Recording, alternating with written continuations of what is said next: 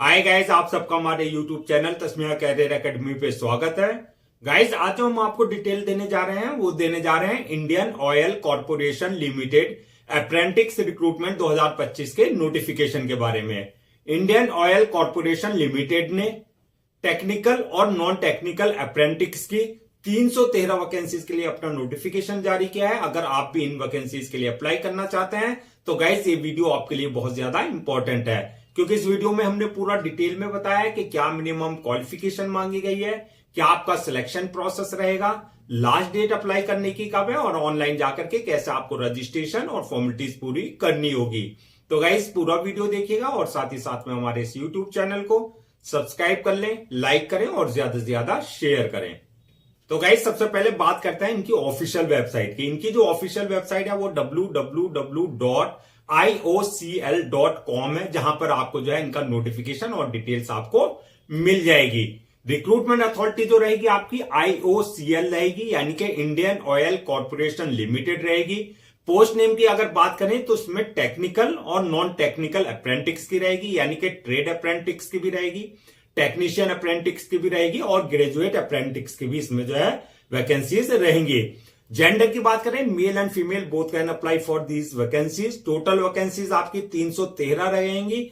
Job location की अगर बात करें तो कुछ स्पेसिफिक आपके स्टेट्स हैं जहां पर जो है आपकी जो है इसमें आपकी पोस्टिंग दी जाएगी। उसकी पूरा डिटेल हम आपको आगे एक्सप्लेन करेंगे। अब बात करते हैं अप्लाई मोड की। अप्लाई मोड आपका ऑनलाइन रहेगा, यानी कि ऑफलाइन किसी तरह का कोई कॉरेस्पॉन्डेंस नहीं किया जाएगा। रजिस्ट्रेशन इसके स्टार्ट हो चुके हैं 17 जनवरी 2025 से, और लास्ट डेट जो है रजिस्ट्रेशन की यानी कि अप्लाई करने की वो है 7 फरवरी 2025 से, यानी कि 7 फरवरी 2025 से पहले पहले आपको इनके ऑफिशियल पोर्टल, जो अप्रेंटिस का ऑफिशियल पोर्टल है, वहां पर जाकर के जो है आपको रजिस्ट्रेशन और फॉर्मेलिटीज पूरी कर लेनी है। एप्लीकेशन फीस की अगर बात करें तो आप चाहे किसी भी कैटेगरी में आए, चाहे आप जनरल, ओबीसी, एससी, एसटी, सबके लिए, मेल फीमेल सबके लिए जो है आपका नील रहेगी, यानी कि एग्जम्प्टेड रहेंगे। किसी तरह की कोई एप्लीकेशन फीस इसमें नहीं रखी गई है। एलिजिबिलिटी क्राइटेरिया की अगर बात करें, यानी कि क्या मिनिमम एजुकेशनल क्वालिफिकेशन मांगी गई है, तो क्वालिफिकेशन जो है ये आपका अलग अलग अप्रेंटिस के लिए जो है अलग अलग क्वालिफिकेशन मांगी गई है। तो अगर आप अप्लाई कर रहे हैं ट्रेड अप्रेंटिस की पोस्ट के लिए तो आपका 10th क्लास प्लस ITI इन रिलेवेंट फील्ड में होना चाहिए, यानी कि आपने 10वीं कर रखा हो और ITI कर रखा हो। और अगर आप अप्लाई कर रहे हैं टेक्नीशियन अप्रेंटिस की पोस्ट के लिए तो इसमें आपका engineering diploma in relevant field में, यानी कि आपका इंजीनियरिंग डिप्लोमा हो आपके पास। जैसे आपका जो ब्रांच मांगी गई है मैकेनिकल में, इलेक्ट्रिकल में, सिविल में, इंस्ट्रूमेंटेशन में और इलेक्ट्रॉनिक्स में जो है आपका जो है इंजीनियरिंग डिप्लोमा आपके पास होना चाहिए। अब बात करते हैं अगर आप ग्रेजुएट अप्रेंटिस की बात कर रहे हैं तो ग्रेजुएट अप्रेंटिस के लिए जो है आपका bachelor degree in any discipline, यानी कि आपके पास जो है बैचलर डिग्री होनी चाहिए, चाहे आप किसी भी स्ट्रीम से हैं, चाहे आपने BSc कर रखा है, चाहे आपने BA कर रखा है, चाहे BCom कर रखा है, चाहे आपने BBA कर रखा है, यानी कि सबके लिए जो है आपका जो है अपॉर्चुनिटी रखी गई है। अब बात करते हैं एज लिमिट की। तो एज लिमिट की अगर बात करें तो मिनिमम 18 साल और मैक्सिमम 24 साल रखी गई है। 18 और 24 के बीच में अगर आप हैं तो आप इन वैकेंसीज के लिए, यानी कि अप्रेंटिस की पोस्ट के लिए अप्लाई कर सकते हैं। एज रिलैक्सेशन एज पर गवर्नमेंट नॉर्म्स, जो age relaxation SC ST OBC वगैरह को दिया जाता है वो एज पर नॉर्म्स जो है जो आपको प्रॉपर दिया जाएगा।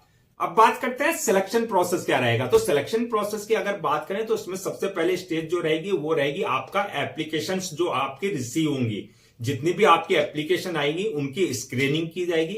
उसके बाद जो है आपका मेरिट लिस्ट तैयार की जाएगी, यानी कि मेरिट लिस्ट किस बेस पे तैयार की जाएगी, on the basis of your academic performance, यानी कि जो आपकी एजुकेशनल क्वालिफिकेशन है या प्रोफेशनल क्वालिफिकेशन है, जिस बेसिस पे आपने अप्लाई किया है जिस पोस्ट के लिए, तो उसकी ओवरऑल परफॉर्मेंस क्या है, यानी कि कितनी परसेंटेज है, उसके अकॉर्डिंग जो है आपकी मेरिट लिस्ट तैयार की जाएगी। और मेरिट लिस्ट तैयार होने के बाद जो है फिर आपका जो है नेक्स्ट स्टेज होगी डॉक्यूमेंट्स वेरिफिकेशन की, यानी कि सारे डॉक्यूमेंट्स आपके ओरिजिनल चेक किए जाएंगे जो आपने अपलोड किए हैं। यानी कि सारे आपके जो है वेरीफाई किए जाएंगे। उसके बाद जो है आपका लास्ट स्टेज होगी वो मेडिकल एग्जामिनेशन की, यानी कि जिस पोस्ट के लिए आपने अप्लाई किया है ये देखा जाएगा कि उसके लिए आप मेडिकली यानी कि फिजिकली और मेंटली पूरी तरीके से फिट हैं या नहीं है। तो ये आपका जो है ओवरऑल सिलेक्शन प्रोसेस रहेगा। किसी तरह का कोई रिटन एग्जाम नहीं रखा गया, ना ही आपका इंटरव्यू रखा गया। आपका स्क्रीनिंग बेसिस पे प्लस आपका मेरिट बेसिस पे आपका जो है फाइनल सिलेक्शन किया जाएगा। अब बात करते हैं स्टाइपेंड क्या रहेगा, यानी कि आपको किस हिसाब से सैलरी यानी कि वेतन टाइप का जो स्टाइपेंड बोलते हैं वो क्या मिलेगा। यानी कि ये आपको मंथली मिलेगा एज पर अप्रेंटिसशिप एक्ट के अकॉर्डिंग, यानी कि जो आपका अप्रेंटिसशिप एक्ट है उसके अकॉर्डिंग जो रूल्स एंड रेगुलेशन है उसके अकॉर्डिंग जो है आपको जो है स्टाइपेंड दिया जाएगा। जो पीरियड रहेगा, ड्यूरेशन जो रहेगा आपका अप्रेंटिसशिप का ट्रेनिंग का, वो आपका 1 साल रहेगा, यानी कि 12 महीने की आपकी अप्रेंटिसशिप रहेगी। और आपका जो है अब बात करते हैं कि जो ये अप्रेंटिसशिप है तो इसमें जो है आपका ट्रेड वाइज यानी कि अगर पोस्ट वाइज बात करें तो किस उसके लिए आपका जो है कितनी जो है पोस्ट वाइज रखा गया है, यानी कि कितनी किस पोस्ट के लिए कितनी वैकेंसीज रहेंगी। तो इसमें अगर आप ट्रेड अप्रेंटिस की पोस्ट के लिए अप्लाई कर रहे हैं तो उसमें 35 वैकेंसीज हैं। टेक्नीशियंस अप्रेंटिस की पोस्ट के लिए जो 80 हैं और जो ग्रेजुएट अप्रेंटिस है उनके लिए 198 है, यानी कि इस तरीके से 313 जो है आपकी जो है अप्रेंटिस की वैकेंसीज फिल की जाएंगी।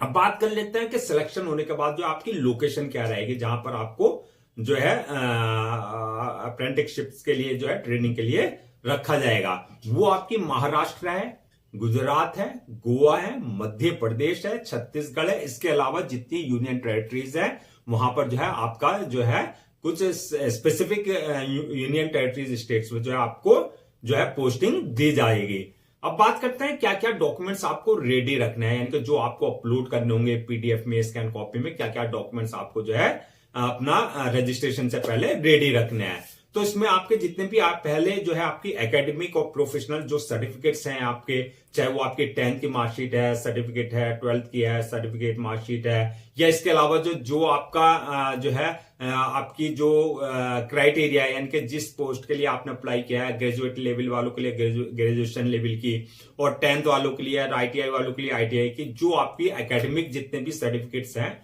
वो आपको रेडी रखने हैं। इसके अलावा बर्थ सर्टिफिकेट, यानी कि अगर 10th की मार्कशीट में डेट ऑफ बर्थ मेंशन नहीं है तो वो आपका बर्थ सर्टिफिकेट होना चाहिए। कंसर्न अथॉरिटी से डोमिसाइल होनी चाहिए। इसके अलावा जो है आपका इनकम सर्टिफिकेट, यानी कि ईडब्ल्यूएस का अगर आप किसी तरह का कोई रिजर्वेशन ले रहे हैं वो होना चाहिए। इसके अलावा जो है आपका डिसेबिलिटी सर्टिफिकेट, यानी कि किसी तरह का फिजिकल हैंडीकैप का अगर आप कोई रिजर्वेशन ले रहे हैं तो उस बेसिस पर जो है आपका डिसेबिलिटी सर्टिफिकेट आपके पास जो है कंसर्न अथॉरिटी से आपके पास होना चाहिए। इसी तरीके से कास्ट सर्टिफिकेट, यानी कि SC ST OBC का अगर आप कोई रिजर्वेशन लेंगे तो उसका भी आपके पास जो है कास्ट सर्टिफिकेट जो है आपके पास कंसर्न अथॉरिटी से होना चाहिए। इसके अलावा जो है आपका सिग्नेचर है, पासपोर्ट साइज फोटोज वगैरह, ये सारे डॉक्यूमेंट्स आपको जो है रेडी रखने हैं। अब बात करते हैं अप्लाई कैसे करेंगे, क्या प्रोसेस रहेगा। तो सबसे पहले जैसे कि हमने बताया था कि जो आपकी अप्रेंटिस की गवर्नमेंट की पोर्टल्स हैं उनके ही थ्रू आप जो है अप्लाई कर सकते हैं। वहां पर आप जो है रजिस्ट्रेशन वगैरह करा करके उसके थ्रू आप अप्लाई कर सकते हैं। ऑफलाइन किसी तरह का कोई कॉरेस्पॉन्डेंस नहीं किया जाएगा या किसी और मोड में जो है आपका किसी जो है एप्लीकेशन एक्सेप्ट नहीं किया जाएगा। तो रजिस्ट्रेशन के लिए सबसे पहले आपके जो इनके पोर्टल है, अगर आप ट्रेड अप्रेंटिस की पोस्ट के लिए अप्लाई कर रहे हैं, यानी कि ट्रेड अप्रेंटिस के लिए अप्लाई कर रहे हैं, यानी कि आपका आईटीआई और डाटा एंट्री ऑपरेटर के लिए आप अप्लाई कर रहे हैं, तो आपकी जो अप्रेंटिसशिप्स इंडिया का पोर्टल है, यानी कि www.apprenticeshipsindia.gov.in पर जाकर के रजिस्ट्रेशन कराना है। और अगर आप टेक्नीशियन अप्रेंटिस की यानी कि डिप्लोमा और ग्रेजुएट अप्रेंटिस की अगर पोस्ट के लिए आप अप्लाई कर रहे हैं तो आपको NATS की जो पोर्टल है उस वाले पोर्टल पर जो है आपको रजिस्ट्रेशन कराना है।